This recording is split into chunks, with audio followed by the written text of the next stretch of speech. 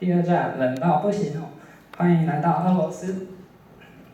这部作品是由柴可夫斯基1873年为剧作《雪姑娘》所做的配乐，充满浪漫主义风格。它的灵感来自于俄罗斯童话中雪姑娘纯洁、脆弱而略带忧郁的气质，并营造出童话般的神秘氛围。那既然要进入冰冷的世界，就让我来讲个冷笑话吧。你知道开计程车的人叫什么名字吗？不知道哦。柴可夫。为什么？因为柴可夫斯基。现在就让我们一起欣赏《Snow Maiden》。